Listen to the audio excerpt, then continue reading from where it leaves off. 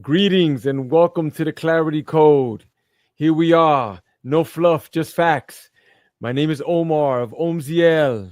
Now I'm brother Cam from Armu, and we are also live on onthewakeupradio.com. Big Yeah, we shout can't out to super producer Cindy Ashby. we can't forget that. We cannot forget that. No, no Right. way. hmm Cindy Ashby, big time. Thank you so much. Thank you for tapping in, family. I mean, this is a great opportunity for us to speak about a number of things, and um, I was thinking about a couple of things. I'd like to just get into it right away. I was thinking about my life, and this journey that I'm in, and as we all are in our own separate journey, But I think about my intuition and the decisions that I make. I have this routine, I try to stick to. I get up and I make my bed. That's my first thing when I rise. Right, right. I rise with a grateful heart. I say, hey, thank you for another chance, and then I'm there. I drink my 16 ounces of room temperature water with sea salt and lemon. Sometimes I put in a little cayenne pepper and turmeric, and yeah, I like to spice it up a little bit. Then I go on runs or I do some yoga. But then this strange phenomenon happens sometimes. I get home, I've done all that, like I worked out, stretched my body and breath work and everything. And then I'm looking around saying, what do I do now? Like, where's my intuition? Where's my that thing that I'm looking for? Because I had it before and now it's not here. And then my day throughout the day, like these events take place. It could be in a project that I'm putting together or a relationship that I have. And sometimes I don't make the right decision. And I feel that it's just like my intuition and something, that inner compass, that the one that all animals have, the ones where they fly south, and then they fly Right, north. And, right. sometimes it's just not there, man. Mm. And I think it's important to sometimes sit still Mm, mm, and figure out where we're being guided to, right? mhm, Because it's easy. I know what you're saying. Like depending on how I start off my day and just where my head is at, because like I could do all those mhm, things, right? But mhm, then if I'm distracted mm, by something else, or I'm not acknowledging for me, right? If I'm mhm, not mm, acknowledging certain emotions mhm, that are going on, or if there are certain things that are unaddressed, mm, then that can easily throw off that compass that you're describing. I don't know mhm, if you and I spoke about, I think we mentioned it on the show, right? Animals, where animals are instinctual and completely intuitive. And if something don't smell right, they get out of there, right? mm, Immediately. They say, "Nah, I'm not sticking around." mhm, Because mhm, animals don't really have the luxury of getting it wrong. mhm, If they mhm, get it mhm. wrong, then they become part of the food chain very Right, quickly, right? right, right. Yes. And then the other animal, they say, okay, that DNA is gone. That one's out of the mix because that Mm, one couldn't survive that adversity, right? So mm, I mm, think it's easy for us humans to complicate mm, certain mm, things. It's easy for us to complicate our lives, mm, or because we live in a society, I would say, that's been so structured to be complicated. I mm, think it's easy to knock us out of that intuitive space. for sure, definitely. And there's also a part that plays with spirituality. Now, this one here is a hot one because when you mention spirituality, people be like, "What do you mean? Are we talking Muhammad? Are we talking Jesus? Are we talking, Right. what Kundalini? Are we talking right?" So, I think that humans, we often miss the boat with that. We like to uh, put things in compartments, and with spirituality, this is the one that breaks all conventional rules, especially like in creation and in decisions that you're making too. You know, when Right. you are in touch with spirituality or the spiritual aspect of yourself, it kind of breaks you out of that box and makes many things possible. And then with that, your intuition starts to rise up and you start to step into different rooms and doing different projects where you wouldn't normally. But for humans, like, we like to just you know, prevent ourselves from growing in that area because of that word spirituality, you know. Right. You know. Right. And I've said it many times before that I don't use that word spirituality as much now because I like to think of it as spiritual technology. Our Mm, bodies are technology. We're into even this world in which we exist is technology. I mhm, was listening to something this show the other day, mm. and it was talking about comedic sciences, right? And they actually mentioned Sankofa. Are you familiar with Sankofa, the Sankofa bird? It sounds familiar, but Yeah. not So really. No. Sankofa, that's a concept that comes out of the Ashanti Empire in Ghana, and it's a bird that's reaching back and picking up an egg from off of its back. And the Mm, thought is that you reach back to gather what's in the past in order to move forward. And mm, so that right there, what they were explaining in this podcast was that that is actually a feedback loop. And so ancient societies, indigenous societies have always had feedback systems, mm, right? For understanding if they're on the right course and for course correction and mm, self correction. You know, that's mhm, what something like the 10 Commandments would be, or the 42 laws of Ma'at, mm, where the mm, 42 laws of Ma'at, these are something you say, I have not done this, I have not done that, I will do this, I will do that. And these are affirmations that people can say daily to course correct, you know? mm, mm. I've not been overly sad or overly, I can't remember exactly what the term is, but it's basically like, you do right by nature, you don't take another man's wife, Right, right, right, right. you give back Wow. anything that you take from the land, you Mm, also give back mm. to the land. So there's a whole reciprocity. Wow, And these are wow. these are what are used to guide people Mm, the mm, day to day, you know? mm, mm, And so mm. that's the course correction. That's the feedback loop right there. Right, And when someone steps out of line of that, then they're now out of line with nature and out of harmony with nature. And so, but they have the ways and the tools to pull themselves right back into the proper course. right, right. You hit it right there, man. I was thinking about that too, about, being in touch with that thing. Sometimes we get off of it, but once we're in tune with it, like you're on course, man. You're going, your day is going, because when I spoke earlier, when we opened the show, about some of these things that I go through, this is not every day. This is just sometimes. Like, because when I am firing at all cylinders, man, I'm on. Like, I am aware of my surroundings and all that. Anything that comes my way, I can see it's trivial. And I Mm, don't, yes. And then when I approach someone, I approach them with love, compassion, but also with strength and power too. You see, so this is truly important. And I notice also that when it comes to spirituality, I've investigated this quite a bit. And some studies have shown that there is something that is called the pineal gland, and right. it's located inside of your brain, way in the back, right? The ancient Kemet civilization, they knew about it. They already knew that it resides back there, and it's actually the size of a rice grain. It used to be the size of a golf ball, but just Mm, like any muscle, this is what I've learned, brother. right. Just like any muscle, when we don't use it, we lose it. Right. You see? So now here we are trying to be spiritual, right? Like I've often said that we have this ancient bodies, right? With this godlike technology that they've given us, and we're trying to navigate these waters, and it's difficult. We find ourselves, drowning often in the source, Right. but it's that connection right there. And I'm glad you went right to the pineal gland because that's so important. That's part of the endocrine system. And that right there is it's in touch with your hormones. And if we're talking about hormones, then we're also talking about emotions. And when we're talking about emotions, there's a thing.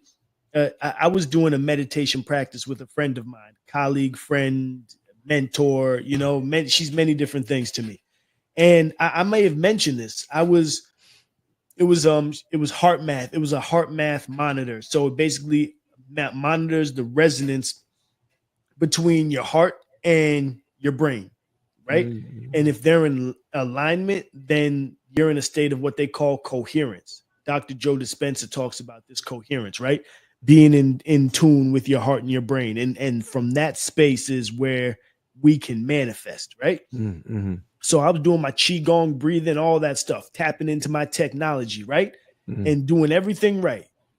But the heart math didn't really move.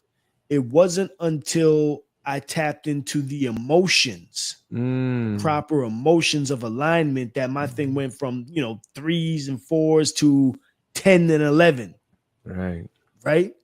Mm, And so there's something to be said about the emotional state that we're in, and the emotional vibration mm, that we're putting off mm, at any given moment. mm, And from mm, that time, from that moment, now I'm more mindful of how I'm moving through this realm. And again, using the emotions as another feedback system. If I go into a mm, room and I got a little funky emotion, like, what's that? mm, I mm, don't mm. ignore that. You know what I'm saying? That's the Right. intuition. That's something speaking to you. And it might not be anything major or life threatening, but it's something for us to pay attention to. For sure, for sure. That perception, right? And I know we were studying a bit of that and looking into where the pineal gland is the one that helps to regulate the emotions. You Mm, see, so which is powerful because right. sometimes my emotions are off the hook, man. A Mm, couple of things happened the other day, man, and I blew it, man. I blew it. I yelled at everybody in the house, bro. It mm, was just bananas, bro. But it's just that regulating of that. The pineal gland helps to do that. The pineal gland also it regulates your sleep too, your serotonin levels. It's releasing that in order for you to sleep. That's why when you sleep at night, you should have all the curtains closed. You should be sleeping in right. a totally dark room. Yeah. Right, because then we're producing melatonin at night. Mm, And once mm, we're producing melatonin, then that has its own effects with the parasympathetic nervous system, that has its effects on mm, relaxing the mm, body. mm, And we're now secreting hormones that are more geared towards restoration of the body mm, on the mm, mm, cellular and energetic level, right? mhm, And I'm mhm, glad you even brought that up, because then that made me think about meditation. When I started learning about that, I started thinking about meditation. What do we normally do? We close our eyes. Anytime you're in a mm, dark environment, your eyes are closed and light is not coming in, then melatonin is being produced. mm, mm, So mm, just like you're saying, whether we're sleeping or whether we're meditating, or imagine, I'm a big advocate of blackout curtains, because mm, what happens if in the middle of the day you say, hey, let me catch a little medi, right? mhm, Close mhm, those curtains. Now you're in a completely dark environment, and your body is now secreting melatonin, relaxing mm, and restoring your body in the middle of the day, mm, mm. right? And so that's why, again, I go to spiritual technology. Our bodies are technology. We Yeah. just have Yeah. to understand how to use this technology. Yes, yes. I feel that one of the reasons why we just don't get up and fly in the air is just because we haven't tapped into it. Right. That's all. I feel so. That's why Right. with I the agree. gods, these legends or these myths, so called, because I feel there's truth in all of these things. Um, I feel that those beings that were looked at as gods, they were able to take flight and do other things. Why? Because they were Right. tapping into that technology that we all have. We all have it. Right. Well, look at the Shaolin monks. Hmm. They can do some fantastical things. And I guarantee you, there's a lot of stuff that they don't show us that they can do, that they Oh, keep secret. I've seen some of that. I saw one where this guy he was using the chi force energy. Did you see that one with some paper? And he Yes. just like went like that and boy, he put it on fire. And they Yes. were like, "Whoa, that's great!" And then like a day or two later, he did a talking head video talking about, "Oh, the spirits, they were upset with me, man. I should not have did that and all that. Oh, I'm showing the bit." right. Yeah, Don't So show. right. What are you So showing it for? Yeah. I saw one, and I'm not sure if it was the same gentleman, but Mm, he was, lighting stuff on fire. He was showing, I think some Europeans or Americans came over, and he was showing them this thing, right? mm-mm, And it was the fire. That was one thing. But mm, then he started, showing them a little bit more and more of what could be done through the power of chi. Like there was, mm, I think he was touching people on certain mm, points, and then they felt electricity running through their body. You see their body jumping up and down. mm, mm, But then he did this one thing where I can't remember what it was, but because he already knew that he was kind of pushing it, showing them mm, these things. mm, But then mm, he did a thing where I can't remember what he was pushing, like a splint. He was pushing something through something that he shouldn't have been doing, like mm, pushing a chopstick into the table or something like that. And a splinter actually went off and hit a lady in the eye. mm. That was like the universe, like, Yeah, yeah. "Mm-mm, Mm-mm-mm-mm. we don't do that, Don't do that. right?" And have you heard of Jito Krishnamurti? Yeah, Krishnamurti. I know Krishnamurti. Yeah. Yeah, Krishnamurti. He was I learned about him from reading Bruce Lee, right? And because he's a philosopher that Bruce Lee Right. admired. And Judo Mm, Krishnamurti, he was in one book, he was being interviewed by somebody, I believe. And they asked him, "Oh, can you levitate? Can you do these things?" He was like, "Yeah, I can do these things, but I'm not going to show you because that's not the type of thing to be shown. That's not the type of mm, thing that you like. That's not why I meditate. That's not why I'm mm, tapping into this technology. That's my body. Just because I can mm. do it doesn't mean it should be done or it should be put on display." Right. Right. Understood. Understood. That is so powerful. We are really, created in the image of God. And Right, I know me and you were looking at the history behind the pineal gland, which some people call it the third eye. Like when you right, see some of right, these ancient paintings, you see them with two eyes and then an eye in the middle, uh, right, because some believe that we see more things with that eye. That's where your imagination comes from. That's where your intuition comes from, right, and right. these types of things. And then the Sanskrit, because Sanskrit is, I believe, one, if not the oldest language, or the oldest written language of Sanskrit. It's one of the Uh, oldest. yep.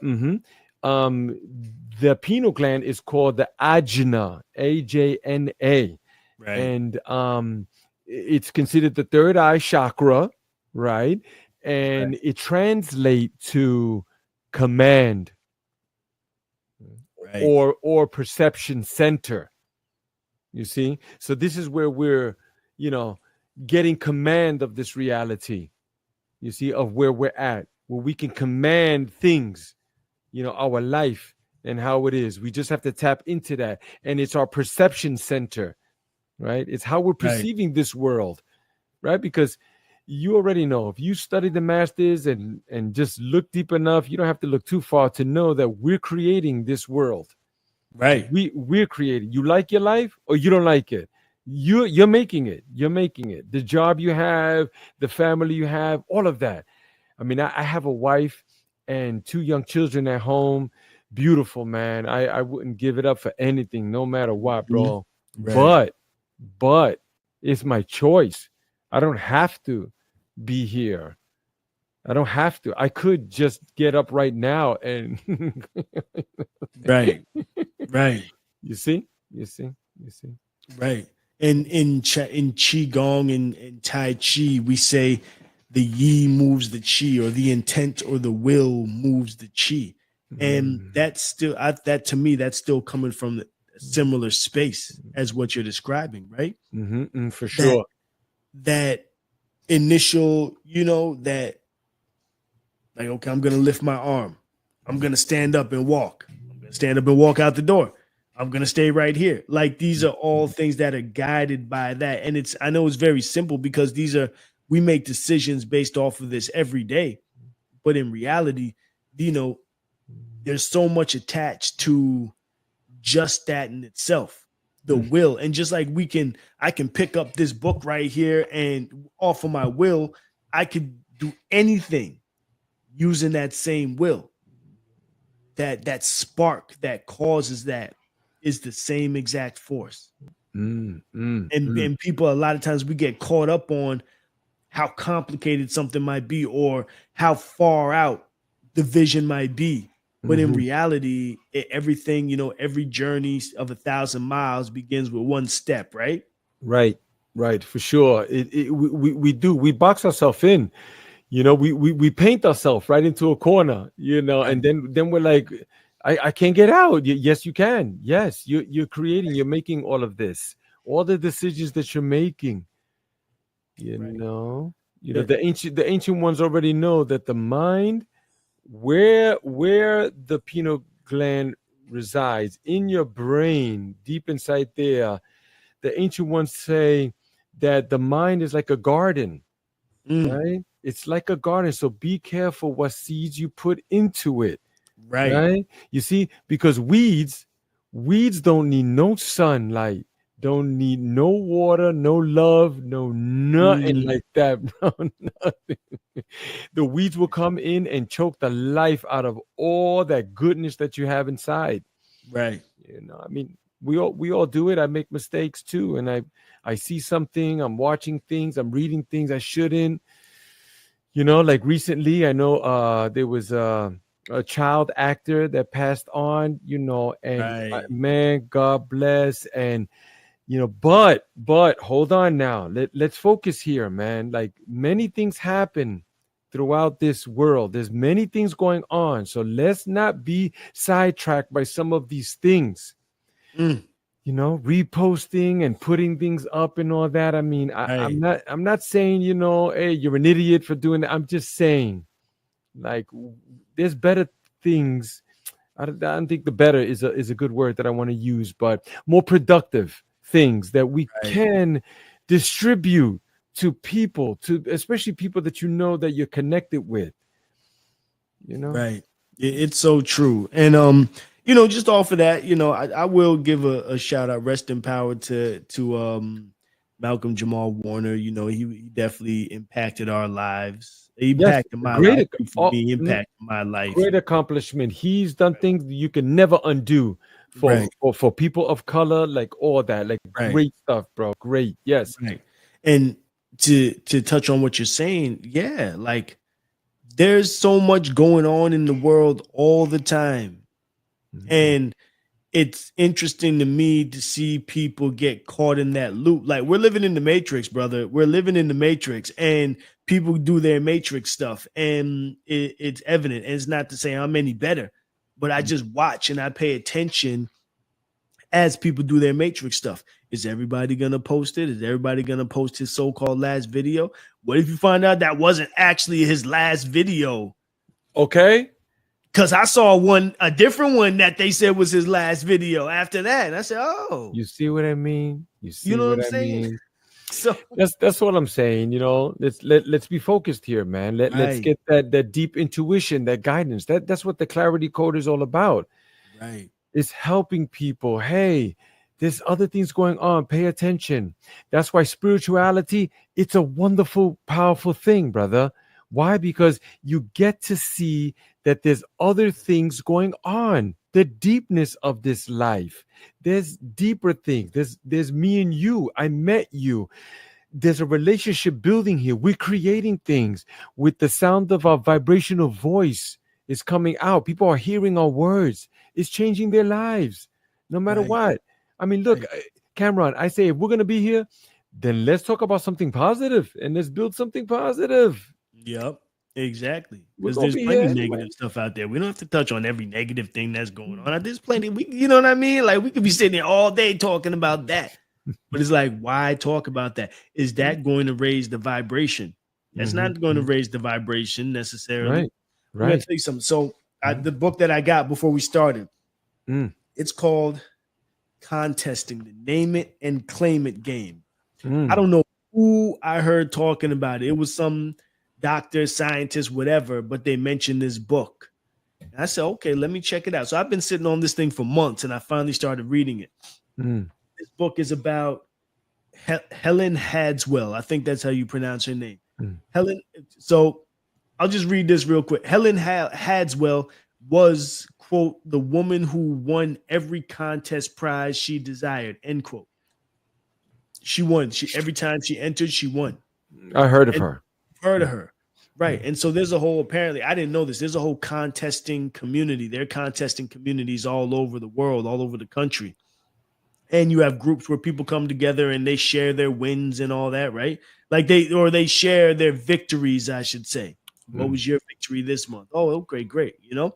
And she's a legend, I guess, in these circles. And then, so I started reading the book, and it's very interesting because, mind you, she was born in like 1924 and she died in 2010. She just transitioned, you know, a decade and a half ago.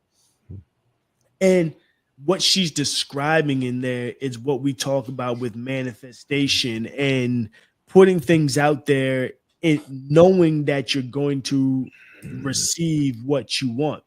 And it goes beyond just believing, but it goes into the realms of knowing. And one thing is that you learn very early is that what she was doing, it was a family affair. It wasn't just like her dolo doing this. It was her and her family, her children, her husband.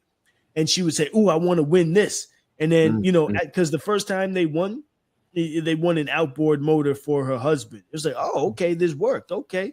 And then so now it's something else comes up. Oh, let's get the children involved. And so now next thing you know, you have the whole family focusing energy on this. And they would enter a contest. And mind you, this is like 60s, 70s. You know what I mean? So you have the family entering contests.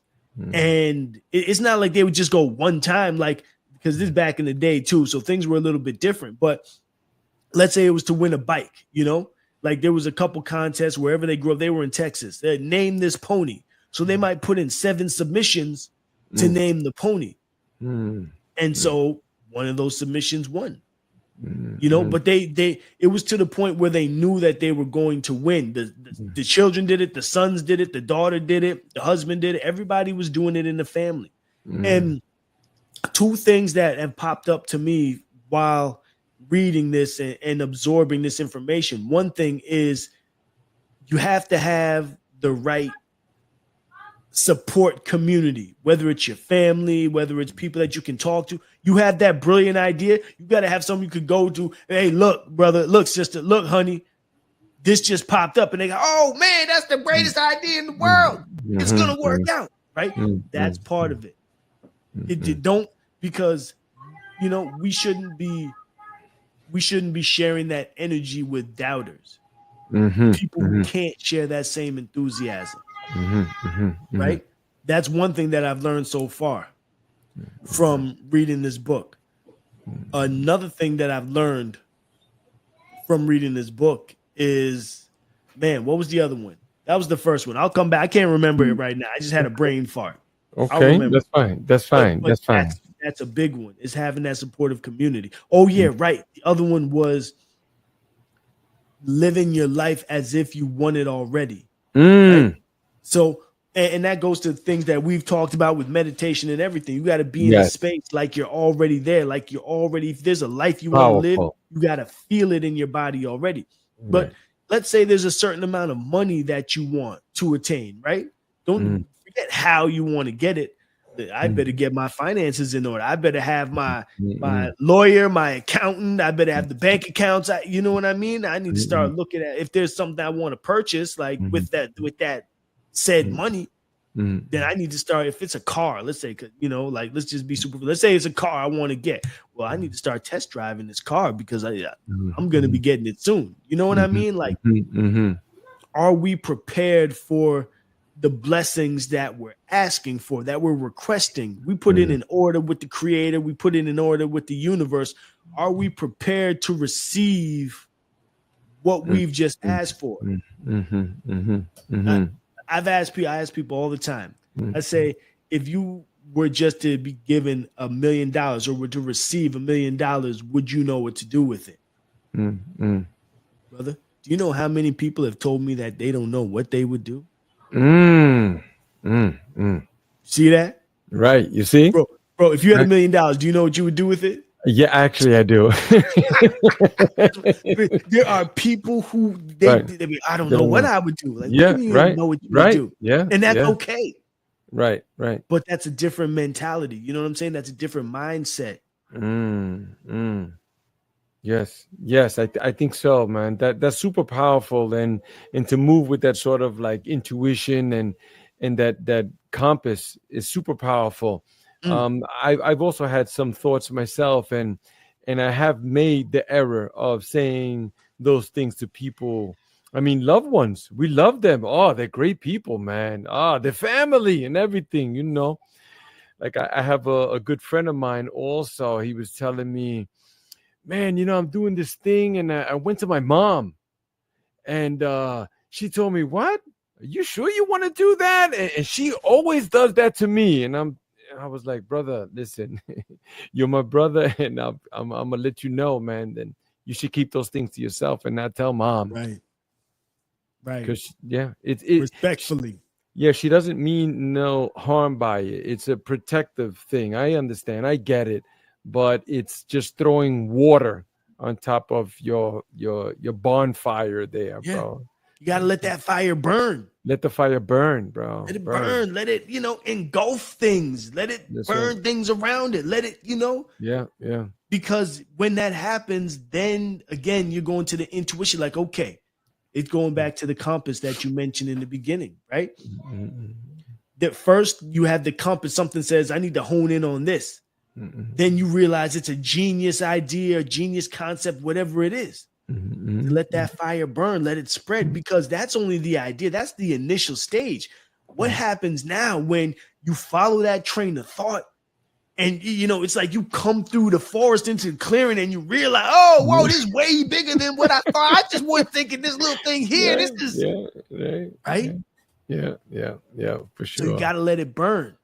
You do. You definitely have to let it burn. And then speaking of burning, if we could just take a pause for a minute, man. There's something I did want to mention. I'm not sure if I did in the beginning, right? But here it is. We're having a men's retreat. It's called the Wind Horse Rising Men's Experience.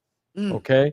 Now the wind horse is it really comes from the Tibetan belief system, where wind horse has to do with your riches, but not riches of this world in money and material. No, this is about riches inside of you. How rich and wealthy are you inside, So the men's retreat is taking place on August the 15th, 16th, and 17th. We're going back up to Newport, which is about an hour and a half to 2 hours mm, in upstate New York. And it's on some sacred land. The name of the location is called the Stone Mountain Farm, and it's absolutely beautiful. We just had the Purple Sage Festival recently there. I'm sorry you could not have made that one, I'm brother. sorry too, brother. I've been putting out some videos and stuff like that, man. Did you see my latest one? I didn't. I don't know if I saw the latest. I saw Oh one where it yeah, was showing the brother on the stage yeah, yeah, performing. yeah. Right, Sati was one of the Yes. artists that performed. Yeah, but I just dropped another hot one too, man. And the one before that too, the first one with me speaking over, and we had some footage, a drone footage coming in, and all the people are there and there's dancing around this like Stonehenge area. Oh my God, bro, it's Mm. beautiful. So we're going up there. We're having the men's retreat. And I like to encourage people, if you could stay to the end of the podcast, we're going to help you out with that ticket price. And I mean, it's already super affordable. I know Brother Cameron's been on me because of that a few times. But you look, man, we Let don't want money to stop people. Well, go ahead. let me say this, right? And I just want to kind of give you your flowers with this, because I've seen retreats that cost a lot more that are offering a lot less. And so I will always tell Brother Omar, like, that price is a bless right there. You know what I mean? $188, right? $188 for this experience, for this 3-day experience, this 3-day transformative experience. Yeah, go look and try to find a retreat for that inexpensive. And then his expertise. Brother's been doing this a long time. And his medicine, I'm going to tell you, because I don't know if I said this on the show. I'll say it again. When I did the cold plunge, That was my first cold plunge. I've gone to spas and jumped into cold water and been out in like 20 seconds. The 2-3 breaths, I'm out of there, right? Doing my best. When I went in that cold plunge, that ice water, and Brother Omar was there guiding me through the process, to me, it reminded me of how I am with my clients when we go into these stretches. The type of work that I do, I finally landed on it, right? I do quantum healing, brother.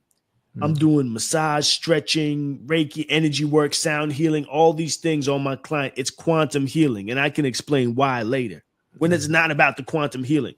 But when we're stretching and we're going in and people are now getting down to the emotional level where they want to jump off of the table. They don't want to jump off the table because it hurts physically. They want to jump off the table because now these emotions are coming to the surface and they want to be acknowledged. They want to be purged and alchemized. That's what goes on when you're in that ice water and when you, Brother Omar, are walking us through the process. I stayed in there 4 minutes on my first time doing an ice plunge because of the guidance of this brother. You know what I'm saying? And so in order to do that, you have to come from a place. You can't read in a book. Okay, this is how you guide someone. Nah, you got to go through it. You got to go through the medicine yourself. And that's very apparent when you're guiding us through that. You know what I mean? And so it's like, and I say it in all seriousness, like I want to give you your flowers now. You. Thank you. You understand? And that's why I always say that. I'm always going to say that to you. So, ladies and gentlemen, even the 188, you're getting what you're getting is way more than what you're paying for. Yeah, I appreciate it. And you're going to get blessed if you hang out to the end of this, podcast. Thank you so much. I appreciate you, man. You know what? Okay, we're going to leave it at that because we could go on and on. But there was something that came to my mind that I was thinking about. We were speaking earlier about the third eye, the Ajna, right. the pineal gland, right? So there was a time in my life that I was a train wreck walking. I was destroying everything in my life, my finances, my body, physically, my mental, my spiritual. Like, there was no spiritual. I was destroying everything. I was chemically dependent. Alcohol was prevalent and things of that nature. And, for some reason inside of me, and I feel all people feel this too, that something is wrong. We're not happy. We're not content. There's just something like we're muddling through it. But the reality of it is that we're not happy. We don't even know what depression really is, but we know something's wrong. Often we wait for the doctor to say, "Oh, you're depressed." Right? Listen, we know something is wrong. So I happened to find this thing. I was trying many things, by the way, but I found this one thing on the internet, and then one of the names that they call it is called ayahuasca. So I started studying it for a year. Okay, I mean, it's known as one of the most, if not the most powerful psychoactive substance on planet Earth. So you receive a lot of visions and all of that, right? But before I get into that, what I wanted to say is that I was willing to try anything, and I went over there, and I went to Peru. We went to the Amazon. We flew into Lima, and then you take a small plane into a place called Pucallpa. And last I learned, there's no cars that go there. You can only fly in. And then you go through the town, which is not very big. And then you just keep driving, deeper, trees. And then we got to the healing center there. And, we experienced the medicine. They call it a medicine. But one of the points that I want to make is that in my studies, it states that there is the main ingredient of this liquid that you drink. It's called dimethyltryptamine. And what it does is it activates the pineal gland. It stimulates it. It activates it, and then from that, that's where you get the visions. You get to see things with your eyes closed. You get to see all things, lots of it you can't explain, and then there's plenty of it you know exactly what it is. um Right. but the reason why I'm mentioning this is because when we're talking about the pineal gland, and you talked about the commanding, the intuition, and the perception of what we see, right? It all comes from that point inside of our brain, right in there, right inside that pineal gland is the one that's helping us to navigate this world the way we want to or the way we don't want it to, so Right. so Right. yeah. And you hear it called the first eye or the third eye or the first eye, right? Mm-hmm. And the pineal gland actually also has photoreceptors. And so it's sensitive to light. It's sensitive to light, just like our eyes. It has lenses and it may not see like our eyes see, but it sees things that our physical eyes don't see. Mm-hmm. And like you said, talking about the Kemetic people, different ancient peoples, Mm-hmm. they had systems of cultivating this first eye. In the Kemetic so-called mystery schools, the first level, there was like 3 levels, right? Besides the 42 years of education Hmm. that began at age 40. Besides that, yeah, right. Besides that, on the base, Woo! right? So you turn 40 years old, and now you can begin the real education, and you're in it for 42 years, right? Mm-hmm. But besides that, the most base level of education was cultivating what they called inner vision or inner sight. That's that first eye. That's what you're talking about. Once a student was able to access that internal vision, then they were able to begin their studies. So we're over here in this modern day society, like, oh, God, I need to open up my third eye. Like, yeah, that's the base level of what you need to do, of what we need to do is open up that third eye. Go ahead, brother. Go And ahead. and there's a lot of tools that we need to incorporate in order to do it. Fasting is a great way to get really in tune with your body. Whether it's intermittent fasting or whether you're fasting for days. I mean, you hear about the prophets. I think Muhammad did it. I think Moses did it. A lot of these prophets, Buddha definitely did it. You Yeah. hear them fasting for 40 days.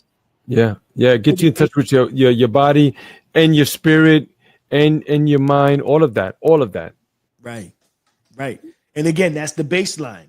Mm-hmm. Because you fast for 40 days, and then imagine now the information that one is able to receive when they're fasting. I'm gonna tell you, there's I have a homeboy. Shout out to my brother Tutim Ra. Tutim Ra. Y'all should look him up. Tutim Ra. I knew him before he was Tutim Ra, before he knew he was Tutim Ra. This brother, you can look at his story on YouTube. He was going through a whole transformation. Like I said, I know him before and after we met each other on this journey, right? He was actually one of my students. He was actually one of my Qigong Tai Chi yoga students. And cool brother, we connected. And so we get to watch each other go through the journey. And at a certain point, he went through, I think it was a 40-day fast. And on the last day of his fast, he interacted with the toad medicine. Is it frog or toad medicine? Yes, the frog medicine. Yeah, it's a toad. It's a toad. Yeah. That's the type of frog. They take the secretion off of his body, and did he ingested it through the smoke, right? Yes. Yeah, because you base it basically. Yeah, Right. like you smoke it. Right. So, however, I can't remember. I think he might have. It crystallizes and then you smoke it. Yes. Yeah. So he did the toad medicine, and all of a sudden, past lives started coming to him. Long story short, he's 2 people that we know about. He is Emmett Till, and he is King Tut. Oof. Wow. Look him up, Tutim Ra.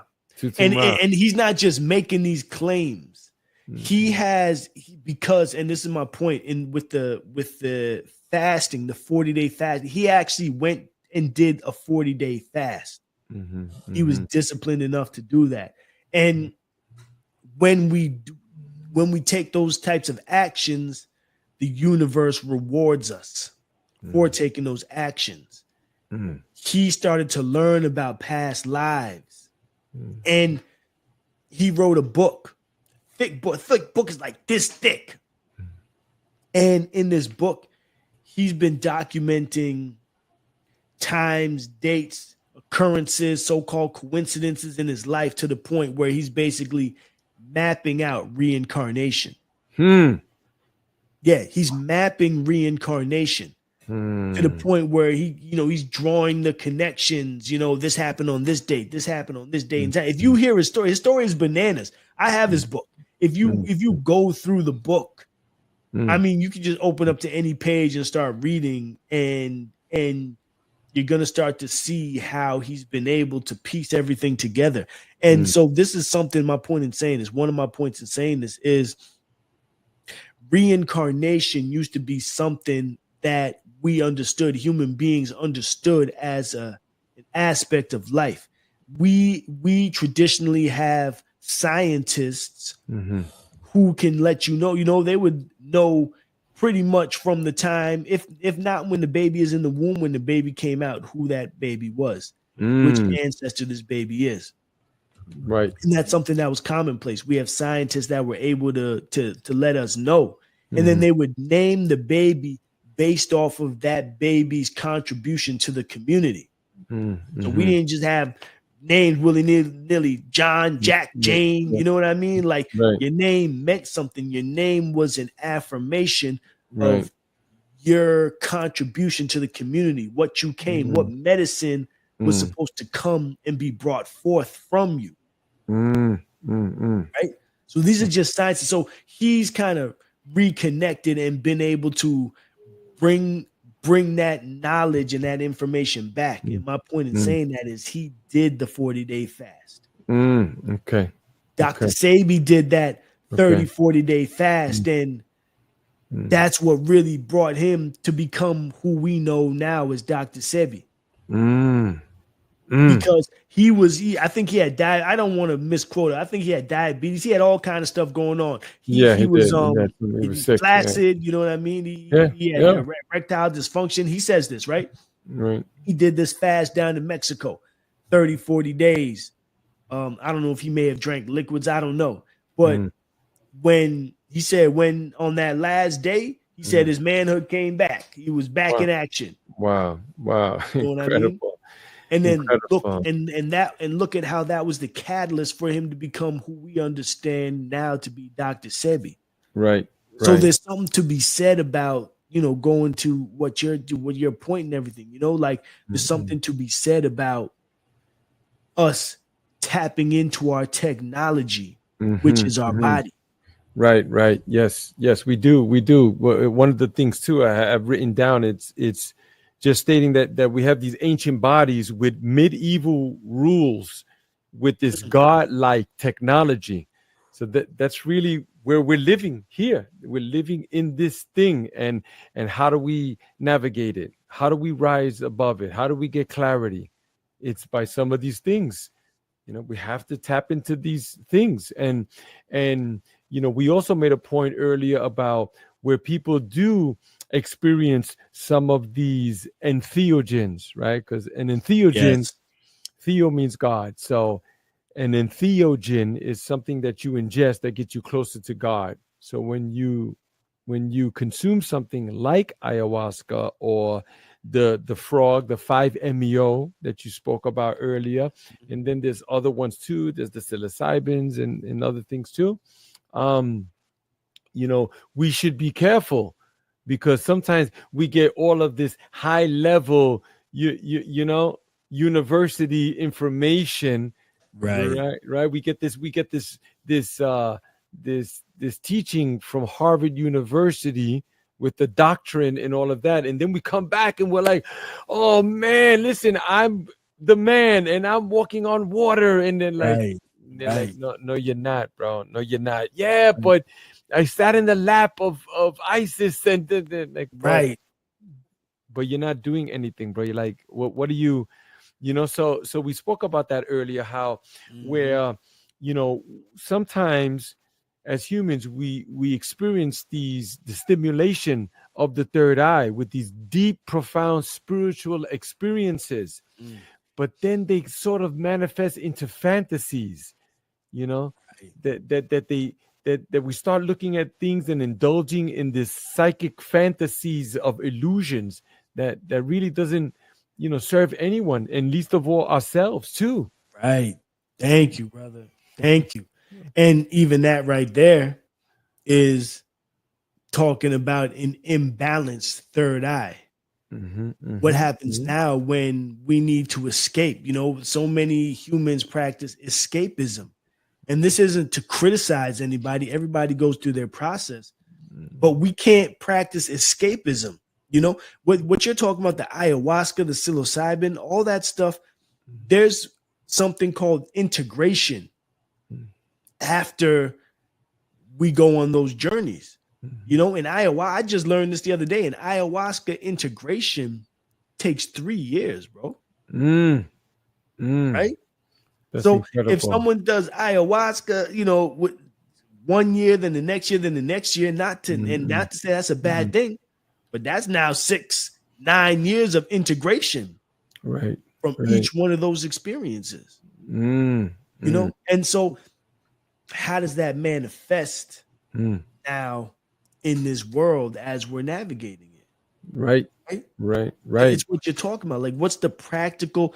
Because you go, like I sat with ayahuasca, I've sat with psilocybin, and these experiences, like, brother, I'm still integrating. I'm still processing. There's still information coming forth. There's still emotions being processed. I'll tell you, I sat with ayahuasca, right? And when I came back to this world that we're in, when I tell you, I was going through the subway on my way to work, and I was so sensitive. I was sensitive to everything, to the people. I could feel people's emotions. I said, "Oh wow, this is crazy." Right. You know what I mean? Right. Like, so now what happens when I need to now go and sit somewhere just to process that? And this is in the first couple of days. There's more lessons, more information coming as the time goes on. Right. 3 years to process one ayahuasca ceremony. It's quite shocking. I could tell you from experience too, and I haven't did ayahuasca or that medicine for some years now. But for me, it was more like learning all of the lessons at Harvard University, right? And then it was really telling me, why are you coming back? Like, you need to do the work now. Now put in the work. You see, so I don't feel the need or the calling to do that. Why? Because I'm integrating all of these things into this energy, this body, my energy field. Right. Pushing my body, reading the books, eating the good foods, fasting, Man, I've gotten into fasting myself, bro. Like, I do this intermittent fasting. I don't when I rise, I don't eat until later. I could eat at like 5 o'clock, and then I eat one meal, and that's it. But just sitting with that, brother, you know the feeling where it's your body, and you're almost looking at your body, but not with those eyes, just looking at it and go, wow, I'm in it. I'm fine. I'm breathing. Stay with the breath. I'm good. And you just keep moving through your day like that, bro. It brings clarity. It brings all that. There's science behind all of that. I can't remember the gentleman's name. He was a doctor that he's the one who started implementing that intermittent fasting. He started recording his daily life, how he felt and his thoughts, his sleep patterns, his conversations, his words, all that he was taking in. And he was like, look at this. I'm better. I'm a better person. you know. So there's yeah, have you heard of breatharians? I think that's what you call them. I have, yeah, they eat breath. That's it. They Yeah. they don't eat food. They Right? don't eat food, allegedly, right? Allegedly. And one of the things, there's this one gentleman who does it. I saw some videos where he's talking about it on YouTube probably. Mm. And the one thing that he said that a lot that's missed out a lot of the time is the qigong, the breathing, Mm. breath work. That's to be incorporated with the fasting if we're doing a real fast, not just the intermittent. Because the intermittent, you already know that's what I like when I'm doing my intermittent fasting. If I start to feel, I just breathe. I just do my qigong, and it feels great. All that hunger kind of Right. goes out the window. Yeah, yeah, yeah. Right, right. But if we're doing a long fast, if we're doing the breatharian way, we got to breathe. We have to do the qigong. We have to do the yoga breathing. We have to fill our bodies up with that bioelectric, that life force energy. Mm. That's the missing aspect of it. That's That's beautiful. when we're tapping into that technology. That's our body. Right, right. I have looked into the yogis, right? Because that's not really big in this country. Although, they're looking, they kind of like they give you the McDonald's aspect of all that nowadays. Yeah, they make Right. it, yeah, yeah. But in any case, when you study the ancient ones and those practices, especially in a place like India, the yogis, I saw one guy, Cam, that he was living in a cave and he was eating one leaf a day. And he hadn't eaten like for years. And he was good, bro. And he was fine, clear, sharp. Everything was fine. He was like, yeah, he's like, this is what I do with the breath, stay by the fire. And that's it. Deep meditation, contemplations, and those type of things, bro. Right. So it's And powerful. that's what the original Buddha, I can't remember what, he was eating some kind of seed or something, like a Mm. seed a day or something like that. Right, right, right. Yeah, it's powerful. It's all in the mind. It's clearing up that mind right there. And the pineal gland, when we get disillusioned in those type of things, it's what you spoke about earlier about the imbalance. So when you think about these projects that we're creating, we think, right, you're sitting there going, man, I just can't think of how I could do this and all that. Oh, yeah, it's there. That's why it's inside there. It's the pineal gland. You need to get clear. The clarity on these things are so powerful. Right. Mhm, Right. mhm, And that clarity is, again, I'm big on writing things down. For me, that has been a powerful tool to write down my vision and what I want. And that helps me get clear. mm, I like to break things down. I like, if there's a certain amount of money I want to earn a year, mm, then I need to break down what that means quarterly, what that means monthly, what that means weekly, hourly, right? mm, Because that's my process. And then looking at that, it's like, oh, okay. Well, like, okay, just for instance, right? $150,000 a year is about $34 an hour. mm, So with that in mind, right? Get out of the 9 to 5 thing. mhm, Get out of the 9 to 5. This is for the audience. But what happens now when you have something that's earning you $34 every hour? mm, mm, $68 an hour, and now that's $300,000 a year. mm, What if you have a book, an idea, you do an animation, you do whatever it is that you do. $68 every hour. A subscription, mm, mm, $68 an hour is mm, now $300,000 a year. mm, So it's like people have to create blueprints for themselves mm. to get to where they're going, I love that. right? And it begins with the vision. What do you envision? Listen, when it comes to manifesting, some of our manifestations are so big that the universe needs to shift around Mm, just so that we can get it. Doesn't mean it's not going to happen. Like, right, it right, just means that, okay, look, some things need to be moved in order for right, that to everything to line up. right. Right. Yes, for sure. And just thinking about some of those things, writing them